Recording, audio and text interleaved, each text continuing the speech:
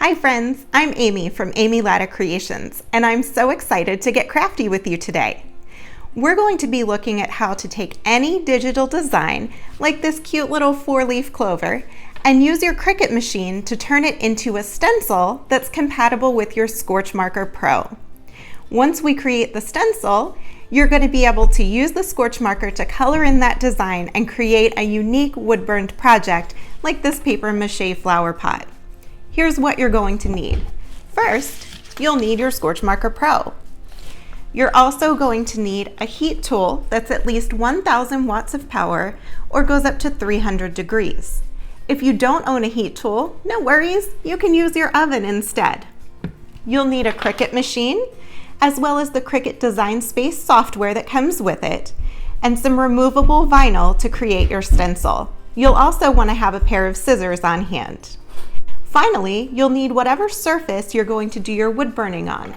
For me, it's a paper mache flower pot, but you could also use wooden coasters, a wooden sign, something else made of paper mache, or whatever you like. Go ahead and grab your supplies and let's get crafty.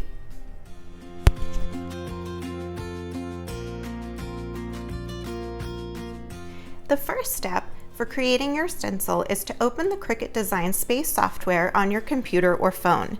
Then select New Project, which brings you to a blank canvas. Now you'll choose Upload, the little cloud with an arrow, so that you can upload whatever image you want to turn into a stencil.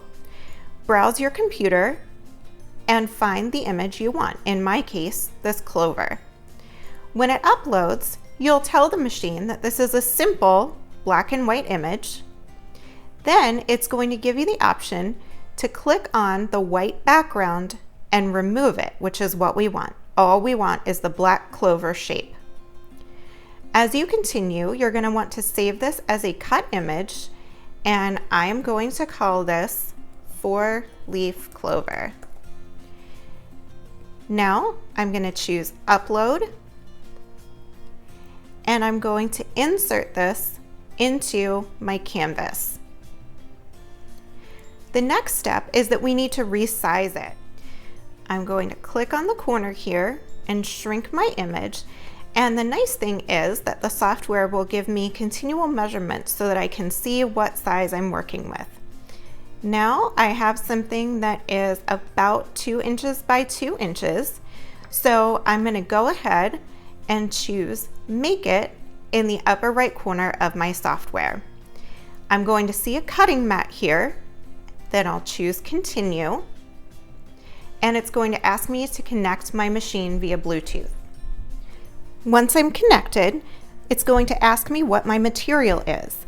I'm going to set the dial on my Cricut to vinyl, and I'm going to tell the software vinyl as well. Now it's time to load the mat. It doesn't matter what color vinyl you choose because it won't be part of your finished project. I had a scrap of pink, so I put it on my light grip mat, and now I'm going to follow the prompts in the software to load it into my machine. Now I'm going to follow the prompt to press go, and I'm going to let the Cricut work its cutting magic. It won't take long at all for it to cut out the clover shape. Our next step is to cut around our design, and we're going to weed it, which means we're going to pull out the clover itself. Now that our stencil is cut and weeded, it's time to peel it away from its backing and apply it to our surface. For me, that's a paper mache pot. So I'm just going to position the stencil wherever I want it to go, and I'm gently going to press it down to hold it in place.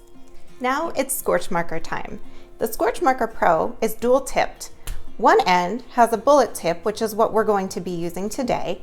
The other end has a little brush that allows you to paint the liquid ink. You can use either end on your stencil, but I prefer coloring with the bullet tip. If your Scorch Marker is new, make sure that you press it down and get the ink flowing before attempting to use it. Once the entire stencil is colored in, we'll peel it away from the pot, and you should see your shape looking pinkish and slightly darker than the rest of the pot. Now it's time to apply heat.